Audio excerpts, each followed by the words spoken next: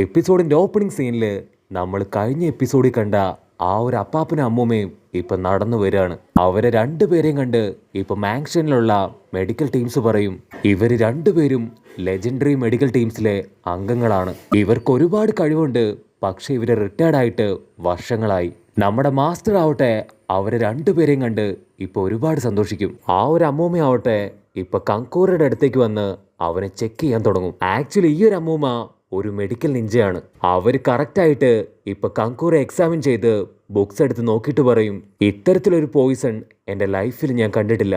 Master പറയും എങ്ങനെയെങ്കിലും കങ്കൂറെ രക്ഷിക്കണം, ഞങ്ങളുടെ കസിക ഗാറയുടെ ഏക സഹോദരനാണിവൻ. അമ്മൂമ്മ ചോദിക്കും നിങ്ങൾ എന്തെങ്കിലും ഒരു ആന്റിഡോട്ട് ഇതിന് കണ്ടുപിടിച്ചോ? അതിനവര് പറയും ഇതുവരെ ഞങ്ങളെ കൊണ്ടൊന്നും കണ്ടുപിടിക്കാൻ കഴിഞ്ഞിട്ടില്ല. അമ്മൂമ്മ പറയും അത് തന്നെയാണ് സാസുരയുടെ ഏറ്റവും വലിയ അഹങ്കാരം. അവന്റെ പോയിസണ് പകരമായിട്ട് യാതൊരു ആന്റിഡോട്ടും കണ്ടുപിടിക്കാൻ കഴിയില്ല എന്നൊരു ധാഷ്ട്യമാണവന്.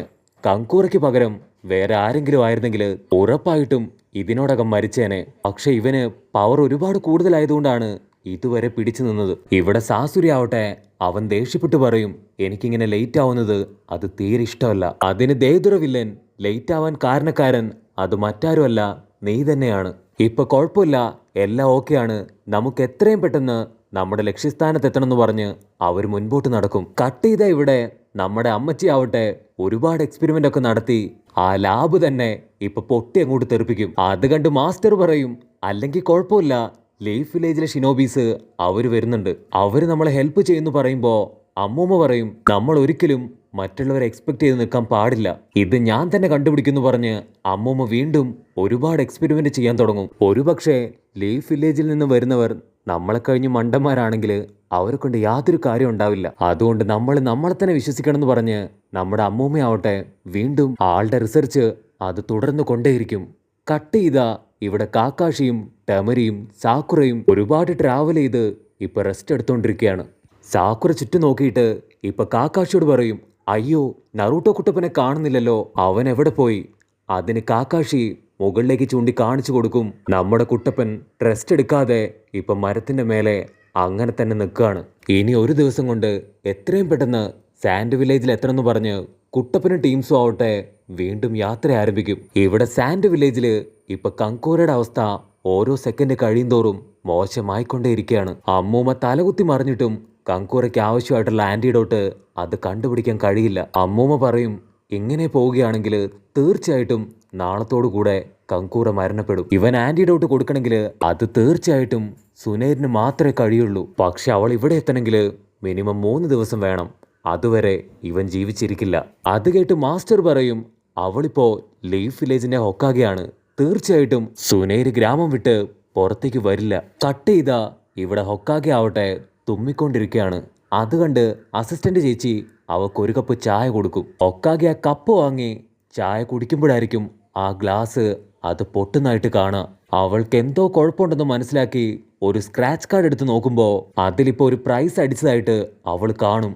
എപ്പോഴൊക്കെ ആ ഒരു സ്ക്രാച്ച് കാർഡിൽ പ്രൈസ് അടിക്കുന്നോ അപ്പോഴൊക്കെ എന്തെങ്കിലുമൊക്കെ പ്രശ്നങ്ങൾ അതുണ്ടായിട്ടുണ്ട്. ഇവിടെ കുട്ടപ്പനും ടീംസും ആവട്ടെ ഒരുപാട് കഷ്ടപ്പെട്ട് ഇപ്പൊ ഏകദേശം സാൻഡ് വില്ലേജിന്റെ തൊട്ടടുത്തെത്തി.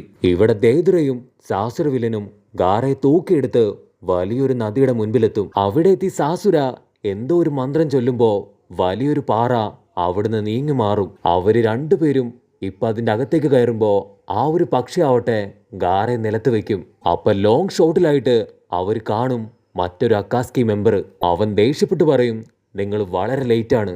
അതിന് ദാദുറ ഈ ഒരു ഗാറ അവൻ വളരെ പവർഫുൾ ആണ്, ഇവനെ ഫൈറ്റ് ചെയ്ത് തോൽപ്പിക്കാൻ എനിക്ക് ഒരുപാട് സമയം വേണ്ടി വന്നു. അപ്പൊ ആ ഒരു അക്കാസ്കി മെമ്പർ ആവട്ടെ അവൻ സംബ്രൻ ജിപ്സു അങ്ങനെ തന്നെ ഗാരയുടെ മേലെ ഇപ്പൊ പ്രയോഗിക്കാൻ തുടങ്ങും. അപ്പൊ അതേ സമയത്ത് ലോങ് ഷോട്ടില് വലിയൊരു അസ്ഥികൂടം അത് താഴേക്ക് വരും. അതിന്റെ നാനാ ഭാഗത്ത് ഇപ്പൊ ഡോറുകൾ തുറന്ന് അക്കാസ്കി ഓർഗനൈസേഷനിലുള്ള എല്ലാവരും ഇപ്പൊ വരിവരിയായി പുറത്തേക്ക് വരും. കട്ട് ചെയ്ത ഇപ്പൊ മാസ്റ്റർ ആകെ സാഡായിട്ടിരിക്കുകയാണ്. ആളുടെ അടുത്തേക്ക് ഇപ്പൊ സെക്യൂരിറ്റി വന്നു പറയും മരിച്ച എല്ലാവരുടെയും ബോഡി അത് ക്ലിയർ ചെയ്തിട്ടുണ്ട്, പക്ഷെ ഗാറെ മാത്രം ഇതുവരെ കണ്ടെത്താനായിട്ട് ഇപ്പൊ കഴിഞ്ഞിട്ടേയില്ല. ഗാറയെ കുറിച്ചുള്ള ഒരു ക്ലൂ പോലും ഇതുവരെ കിട്ടിയിട്ടില്ല എന്ന് പറയുമ്പോ ഇവിടെ മാസ്റ്ററിന് വീണ്ടും ഒരുപാട് വിഷമാവും. അതേ സമയത്ത് നമ്മുടെ ഹൊക്കാഗെ ആള് ടെൻഷൻ അടിച്ച് ഇപ്പൊ അസിസ്റ്റന്റ് ചേച്ചിയോട് പറയും എനിക്കെന്തോ വല്ലാത്തൊരു അപകടം തോന്നുന്നു. അതുകൊണ്ട് തന്നെ ഒരു ബാക്കപ്പ് ടീമിനെ കൂടെ സാൻഡ് വില്ലേജിലേക്ക് അയക്കാം എന്നെൻ്റെ മനസ്സ് പറയുന്നു. ആ ഒരു ടീം അതിനെ ഇറക്കേണ്ട സമയമായിരിക്കുന്നു എന്ന് ഹൊക്കാഗ പറയുമ്പോൾ അസിസ്റ്റന്റ് ചേച്ചി വണ്ടടിച്ച് ആ ഒരു ടീമോ അത് ഏത് ടീമെന്ന് ഇപ്പൊ അവളോട് ചോദിക്കും. കട്ട് ചെയ്താ ഇപ്പൊ അക്കാസ്കി ടീമാവട്ടെ അവരെല്ലാവരും ഒന്നു ചേർന്ന് ഇപ്പൊ എന്തൊക്കെയോ ചെയ്യാൻ തുടങ്ങും. അവരെല്ലാവരും ചേർന്ന് ഇപ്പൊ ഒരു ജിപ്സ് ഉപയോഗിക്കുമ്പോ ആ ഒരു തലയൊട്ടിയുടെ വായിൽ നിന്ന് മറ്റെന്തൊക്കെയോ വരാൻ തുടങ്ങും. അപ്പൊ അതില് മറ്റൊരു അക്കാസ്കി മെമ്പർ പറയും, ഇത് കംപ്ലീറ്റ് ചെയ്യണമെങ്കിൽ 3 രാത്രിയും 3 പകലും ആവശ്യമാണ്. മറ്റൊരുത്തൻ ഒറോച്ചിമാറുവിനോട് ചോദിക്കും, നമ്മളെ കൊണ്ട് ഇത് കംപ്ലീറ്റ് ചെയ്യാൻ കഴിയുമോ? അതിന് ബാക്കിയുള്ള മെമ്പേഴ്സ് പറയും, തീർച്ചയായിട്ടും നമ്മളിത് കംപ്ലീറ്റ് ചെയ്യുന്നു പറഞ്ഞ് അവരാവട്ടെ ജിപ്സു അത് വീണ്ടും വീണ്ടും പ്രയോഗിക്കാനായിട്ട് തുടങ്ങും. അവർ ജിപ്സുവിന്റെ പവർ അത് കൂട്ടുന്നതോടുകൂടെ ഒരുപാട് അടയാളങ്ങൾ ഓരോരുത്തരുടെ മുൻപിലായിട്ട് വരും. വീണ്ടും പവർ ശക്തമാക്കുമ്പോൾ ആ ഒരു തലയൊട്ടിയുടെ വായിലൂടെ എന്തോ ഒരു സാധനം ഇപ്പൊ പുറത്തേക്ക് വരാൻ തുടങ്ങും. അപ്പൊ അതിൽ മറ്റൊരു അക്കാസ്കി മെമ്പർ സീലിംഗ് ജിപ്സു 9.10 എന്ന് പറയുന്ന അതേ സമയത്ത് അപ്പൊ 10 തലയുള്ള ഡ്രാഗൺ അവിടേക്ക് വന്ന് ഇപ്പൊ ഗാറയെ കടിച്ചു തിന്നാൻ തുടങ്ങും. പക്ഷെ ഗാറയ്ക്ക് ഇപ്പോഴും ബോധം വീണിട്ടില്ല. അതേ സമയത്ത് ഇവിടെ അസിസ്റ്റന്റ് ചേച്ചി ആവട്ടെ ആള് ഹൊക്കാഗയുടെ അടുത്തേക്ക് ഓടി വന്നു പറയും, നമ്മൾ പ്രതീക്ഷിച്ചതുപോലെ അവരിപ്പോ എത്തിയിട്ടുണ്ട്. അത് കേട്ട സന്തോഷത്തില് ഇപ്പൊ ഹൊക്കാഗ ആന്റി ഓടി വന്ന് ഡോറ് തുറന്ന് അവിടെയുള്ളവരോട് പറയും, നിങ്ങൾക്കിപ്പോ വലിയൊരു എസ് റാങ്ക് മിഷൻ ഉണ്ട്. അത് കേൾക്കേണ്ട താമസം അവർ തുള്ളിച്ചാടുമ്പോഴായിരിക്കും നമ്മുടെ ഹൊക്കാഗ ആന്റി കാണുക. അവിടെ ഹൊക്കാഗ പ്രതീക്ഷിച്ച ആളായിരുന്നില്ല, മറിച്ച് കങ്കൂറയുടെ ചിന്ന ടീമാണ്.